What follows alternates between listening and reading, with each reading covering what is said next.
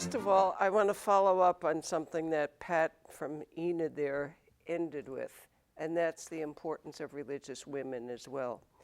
And what it reminded me of is just last week, I was with a very dear priest friend of mine from Chicago. I ministered in Chicago for 27 years. And back in 1979, I was hired as the principal of a Catholic grade school in Midlothian, Illinois. And this very, very tall, very, very young man who was just newly ordained was assigned to the parish. So we both came at the same time. 45 years later, he just retired. We are still friends. And he introduced me last week to people that we were with, saying, she's the one who taught me really how to minister. Isn't that exactly what you were saying? Maybe that's not true in every case, but I do think that what religious women have done in the church is so, so important, and we can't forget that. And so with that being said, I must say that as long as I have been around, it is very difficult to talk about your vocation story in 20 minutes, as long as I have been around. And I have to say, I really prefer to use the term my vocation journey, because it's been a very long, wonderful journey over the years. So my name officially is Sister Catherine Powers. Everybody in this archdiocese, I don't know how this happened, but called me Sister K, and that's what I've been called. Not Sister K my whole life, but I was known as a child as K. And some of you have known me for a very long time, and some of you probably have never laid eyes upon me. But nevertheless, I have ministered in this diocese for 27 and a half years. Will be 28 years come this August. And that very priest I just spoke of drove me here when I was assigned here. And so for those 27 and a half years, I started as superintendent of schools. And I actually hold the distinction of being the longest superintendent of schools, because I was in that position for 16 years. 14 with Archbishop Beltran, and 2 with Archbishop Coakley. And you see all these gray hairs? 16 years, I earned every last one of them. But I have to say, my most favorite things to do in that time were actually 3 things. Number 1, training new principals. That was what I absolutely loved to do. Number 2, helping the pastors in what their role had to be. And number 3, just working with 2 wonderful archbishops, very holy men, very supportive men of the Catholic schools, and I have been blessed in that. And so if you've seen my name on things along the way, you will see behind it CND. CND stands for Congregation of Notre Dame. How many of you have ever heard of Congregation of Notre Dame? Oh, wow, great. Maybe because you know me. So that being said, Congregation of Notre Dame is actually the longest uncloistered community in the New World. We were founded in 1653. How many of you have ever heard of St. Elizabeth Ann Seton? Our foundress, St. Marguerite Bourgeoys, is to Canada what Elizabeth Ann Seton is to the United States. Everybody in Canada knows CND and knows St. Marguerite Bourgeoys. And those of you in the different parishes, I actually have given a talk to the ACCW years back about St. Marguerite Bourgeoys, and I've talked to our parish women's club about Marguerite Bourgeoys, And she is absolutely, so I put some things up here that if you're interested, you can take later. But she is absolutely a marvelous, marvelous woman. But before I get into this, I have to say, you know, every time I have to give any kind of talk, and this goes way back, I probably spend most of my time trying to figure out, how do I begin? How do I begin? And I really struggle with that. And I keep asking that question. I'll probably spend days on it. And lo and behold, didn't I do that this week? How do I begin? What great beginning can I come up with that will really capture their attention and you saying to yourself, I'm so glad I came. And but you know, when I woke up Sunday morning, I sit and I do the readings and I pray over the readings, and I was just stunned at the readings because the readings this past Sunday really spoke to me about my own vocation journey. And on this past Gaudete Sunday, Rejoice Sunday, in the first reading from Isaiah, we heard, I rejoice heartily in the Lord. In my God is the joy of my soul, for he has clothed me with a robe of salvation and wrapped me in a mantle of justice. The response to the first reading was, my soul rejoices in my God.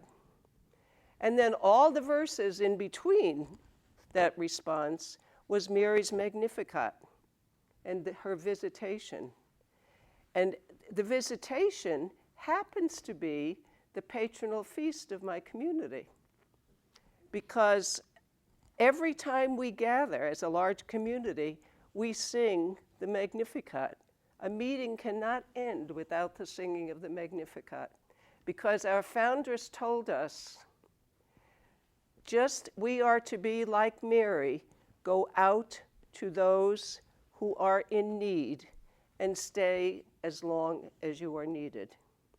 And that's what we've tried to do throughout the country and throughout the world. Then in the second reading from Paul's letter to the Thessalonians, it said, rejoice always, pray without ceasing, in all circumstances give thanks, for this is the will of God for you in Christ Jesus.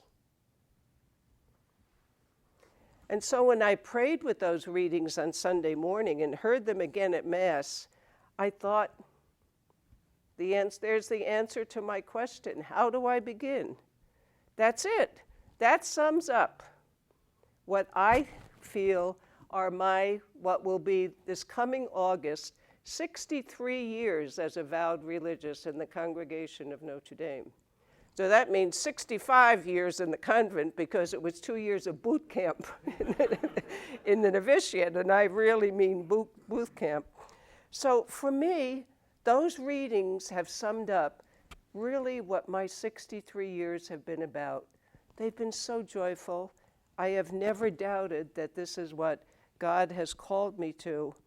And when I look back over those 63 years, have there been struggles? Of course. But mostly what stands out in my mind is those years of joyful living as part of a fantastic community, even though most people in the U.S. have not heard of us, living with some very, very saintly women who have inspired me over the years. And so I can truly say, as the reading said, I rejoice heartily. God is the joy of my soul, and therefore my soul rejoices in my God. And I give thanks to God for calling me to religious life.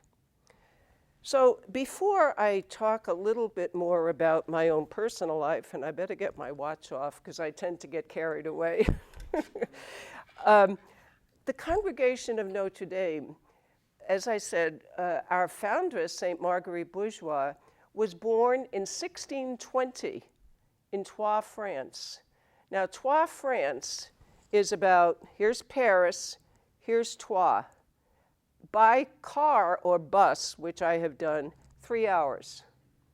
She went by, and I can't tell you all her story, so I'm going to make it really compressed. Her story is phenomenal. She went from Troyes to Paris. You know how they would have traveled, huh, in 1620? She went to Paris because she was invited by the founder of Montreal to come and help in Montreal, which was this brand new colony, to help with the colonists there and particularly training children. 1620, taking a boat from Paris to Montreal. Can you imagine what that was like? It was months and months before they got there. Typhoid broke out on the boat, and she took care of the people who were sick and prepared them for burial, or in other words, whatever needed to be done, she did. She went to Montreal. She made 3 journeys back and forth on the ocean to recruit more young women to help her.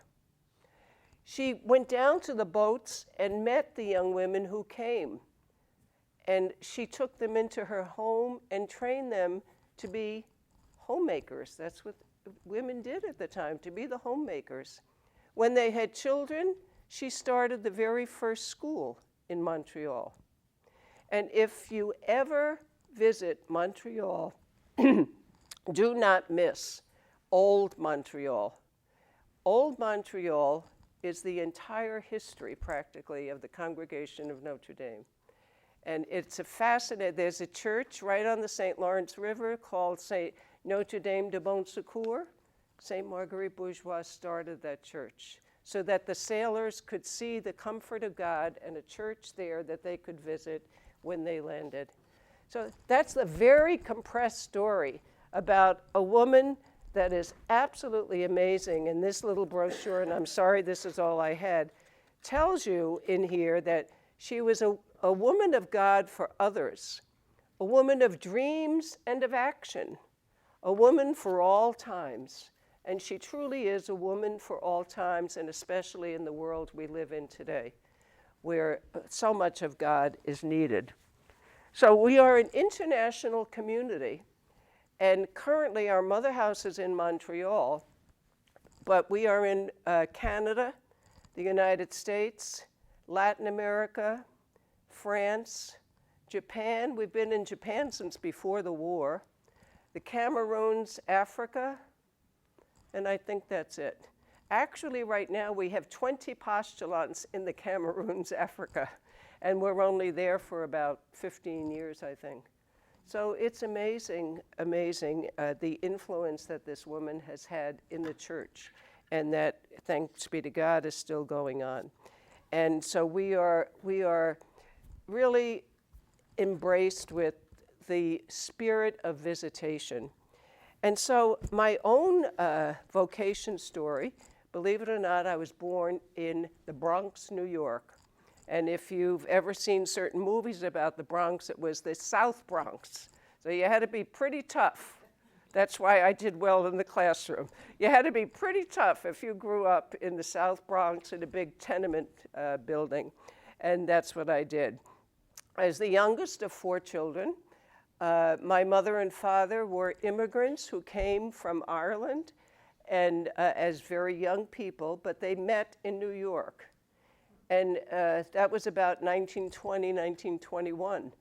So that was the time there were probably signs in the stores that said, Irish need not apply. Sound familiar?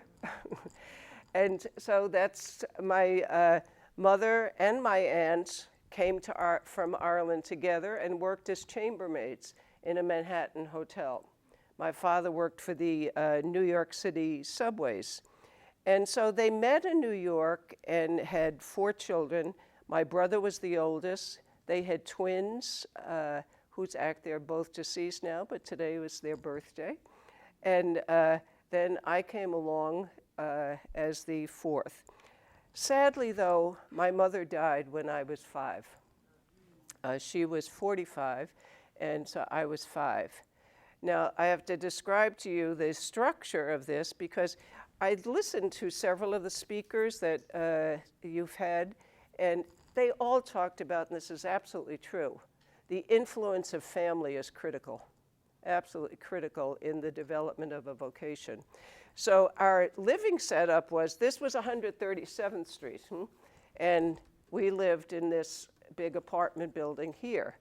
I had an aunt and uncle who lived on Alexander Avenue, right here, so just around the block, and they had no children. So when my mother was so sick, my aunt took her to her apartment to help take care of her, and then I woke up one morning and she had died during the night.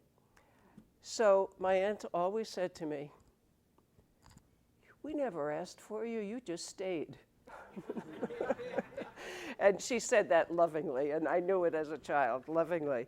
So they kept me at their house, but the influence of my aunt and uncle, who were also Irish immigrants, was phenomenal in my life because they treated me, number one, as the special child.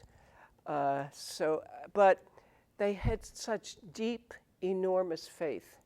And my aunt, still working as a chambermaid, would get up in the morning and she would make hot cereal. She'd walk over to get my brother and sisters up, make sure they were fed and ready for school, come back and get me ready for school, and then she and my uncle went off to work. So, and thank God the school was right across the street from where we lived. And so were the nuns with the convent. And the nuns kept an eye on me because every once in a while they would send for my aunt and say, "What kind of child are you raising?" Because I was a pretty active kid and I loved sports, and but they were wonderful. And you know, just a few years ago, I was on a retreat that our actually Superior General was giving, and she asked us as an exercise if we would go off and spend some time meditating on what is your image of God. And I went off and I thought about it and thought, what really is my image of God? And I came back and I said to them, my image of God is my Uncle Mike. And she said, why do you say that? And I said, because my recollection of my Uncle Mike, who was the sweetest, gentlest man you want to meet, was when I was a little kid, I'd say to him, Mike, can I have 10 cents? And he'd give me a quarter. And as I got older, I'd say, Mike, can I have a quarter? And I caught on to him by this time. He gave me 50 cents. And I'd say, Mike, can I have a couple of quarters? He'd give me $1. I said, my image of God is I never got what I asked for. I always got more. And that's what Mike taught me. What my aunt taught me was every time I left for school, she would kiss me goodbye and say, now you have a good day, but more importantly, make sure you make it a better day for someone else. And I never have forgotten that. Isn't that a wonderful message for parents to give a child? Make sure you make it a better day for someone else.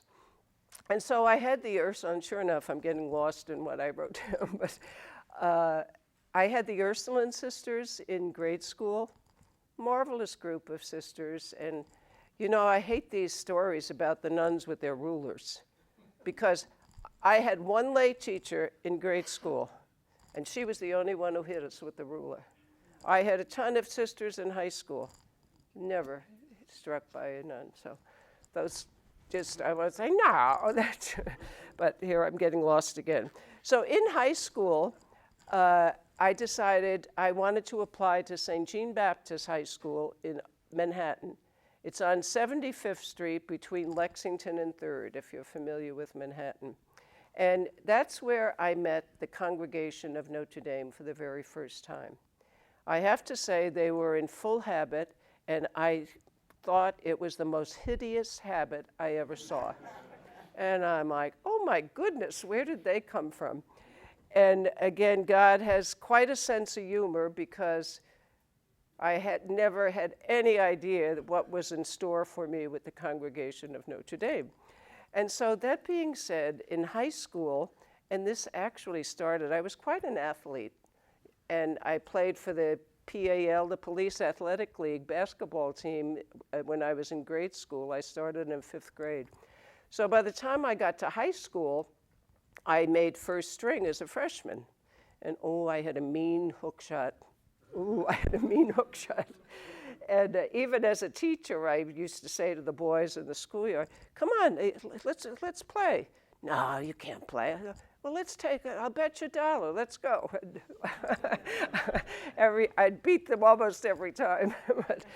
But that being said, the nuns at where I went to St. Jean's, they were so inspirational. And what I was most inspired by was their joy.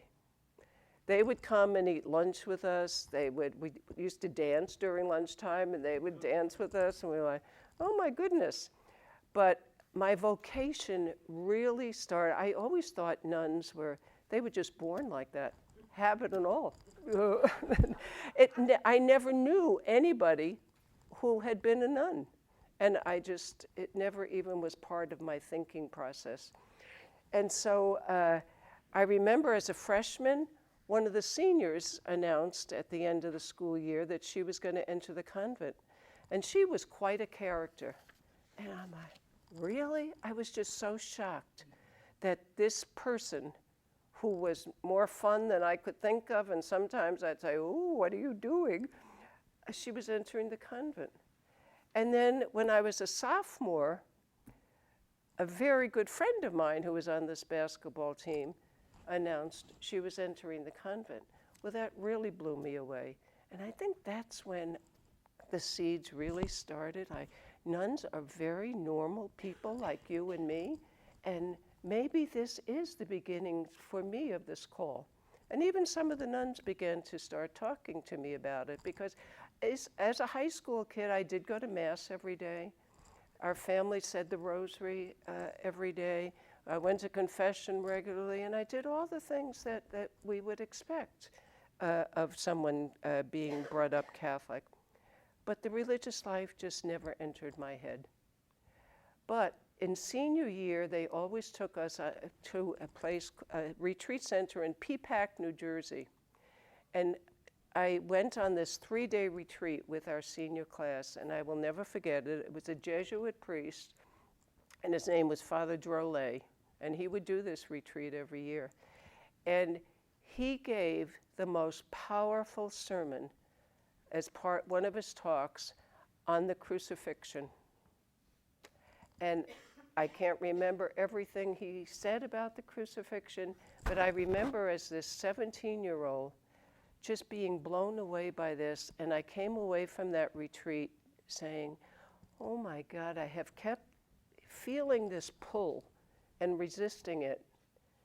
But if Jesus could do this for me, and I remember crying my eyes out, if Jesus could do this for me, can you not do this for him?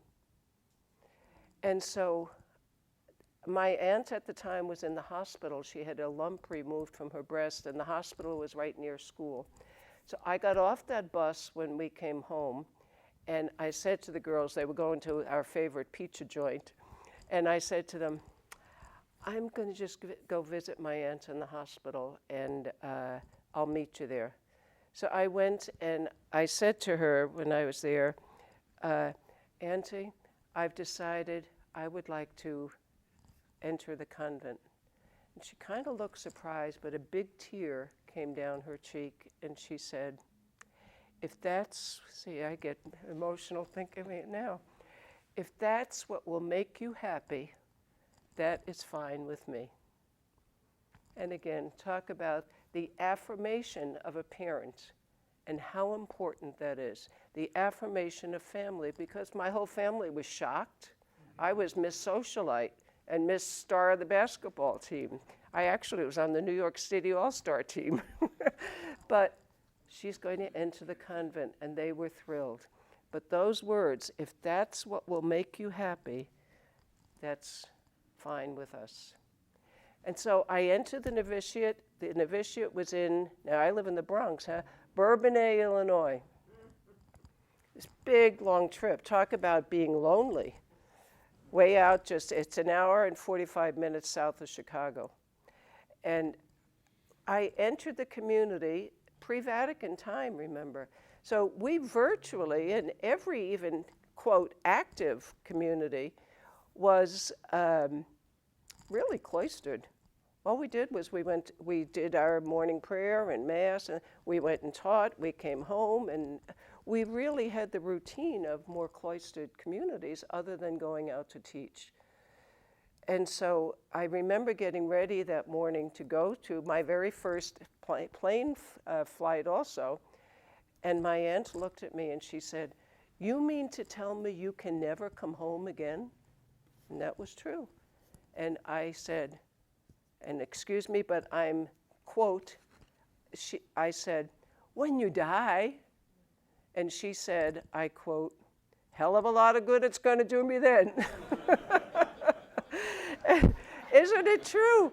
It was our families really making that big sacrifice. It was our families. And so was it hard on us? Of course it was. I'm convinced it was much harder on parents, at the time. Anyway, I better move along quickly, but my very first assignment was, after 2 years novitiate, the night that we made first vows, the mistress of novices gathered us all, and by the way, we were 49 who entered with me. 49 from the US, and I think we were about 36 who made first vows. So she gathered us all together and she gave each one of us a holy card, probably of the visitation, but she wrote a personal message on the back of each one. And my message said, "I can do all things in God who strengthens me." And I'm convinced that the reason she wrote that was, I was really stupid when I entered the convent. It never dawned on me that I was going to be a teacher. I just wanted to be a nun in the Congregation of Notre Dame. Ministry never entered my head. Isn't that dumb? And all of a sudden, 2 months before vows, I realized I'm going to be a teacher. I don't know anything about being a teacher. All we had in the novitiate was theology and philosophy. We didn't have how to teach. And I panicked, and I went to the mother mistress, and I said, "I got to go home." And she said, "Well, I don't know how to teach." And she talked me out of that, and don't worry about it. So I'm convinced that's why I had that message, and I've never forgotten that message. Because, again, I was assigned my first assignment, now Bronx kid, St. Johnsbury, Vermont, little farming French community in the way northeastern part of Vermont. 5th grade. I was there for 4 years. Then I was in Norwalk, Connecticut. Then I was back in Manhattan. So I was moved around a lot. And I even got to not like the Blessed Virgin for a while, because what we simply would get from the provincial was a little letter in the mail, form letter, and it said, "The Blessed Virgin is sending you to." And so, okay. So that's why I say I love Mary, but after a while, when you keep getting these letters of the Blessed Virgin is sending you. So anyway, after all of that moving around, one fine day in 1969, now I'm never prepared for anything that I've done. I wasn't prepared to be a teacher. It took me 10 years to get my first degree. We were teaching and studying at the same time. Finished my first degree in 1969, and I get this letter that the Blessed Virgin was sending me to South Holland, Illinois, a suburb south of Chicago, to be the administrator of a junior high, 7th and 8th grade, of 400 kids. Now you try dealing with 400 kids as the principal of the junior high. And the nuns used to tell me I was the toughest kid in the junior high. And then after that, I was elected, I was principal at 4 different schools, and I was elected to be the associate provincial of our province, which covers the United States. And so I'm like, I don't know how to be, what do you do in that little bit? But I can do all things in God who strengthens me. And I was a principal then, or in that for 4 years. And so Richard, and I've really skipped a lot in between, Richard asked me before, how'd you get to Oklahoma? Well, I got to Oklahoma because I am coming out of this office of associate provincial, and one of our sisters was the director of education and superintendent of schools here in Oklahoma City. She was Sister Ann Leonard, and she was in that position for 6 years. Well, lo and behold, at our chapter, she was elected our provincial. And her very first message to me was, okay, you have to go to Oklahoma City. And I'm like, what? What am I going to be doing in Oklahoma City? Director of education and superintendent of schools. And I said, Ann, I don't know anything about doing that. I can do all things in God who strengthens me. That kept coming back. And one day she called me up and she said, Archbishop Beltran wants to meet with you. And I said, I don't want to meet with him. No, I was coming out. Actually, Sister Betty, with whom I live, and I always say she's the mascot of Catholic Charities because she worked as a counselor in Catholic Charities since 1990. And so she's been here 33 years, and I'm here 28. But I was coming out, and we were going to make a retreat at the retreat house in Dallas. And so talk about how God works, huh? I just so happened to be coming out. Archbishop Beltran wants to see me, and here I am, 28 years later. And I always have told the principals, my saying yes to that. Now, our vow of obedience doesn't mean that you have to go always jumping up and down, isn't this wonderful? And I came saying, oh my gosh, what am I getting into? But I always told the principals, my saying yes to this wholeheartedly was the best yes in my 63 years that I ever made.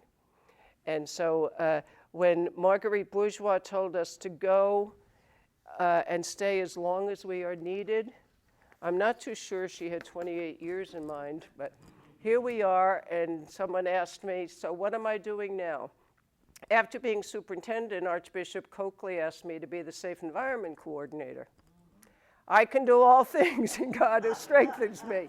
So I did that for 5 years. And then finally I said, time to hang this up. I left the Pastoral Center December of 2018, and ever since I've been doing volunteer work. It took me a while to find a little niche where, but again, I always think I can do all things. So right now, I go to a nursing home once a week and do a prayer communion service with them. On Sundays, I bring communion to several sick families and homebound families in our parish. I am chair of the board of my community, has a private school in Staten Island, New York, of 2-year-olds through high school. I'm the chair of that board of trustees, so I fly back and forth to Staten Island every once in a while. And I do one more thing, and I can't even think of what it is. No, I do the shopping, I do the grocery. But anyway, I just want to end with, and then see if you have any questions before you say, oh, come on, I'm hungry. I have these little, not very few of them, but this is what our foundress, there are little writings of Marguerite Bourgeoys in the back of some of these, and we're fortunate enough, even back to the 1600s, to have a book of her writings.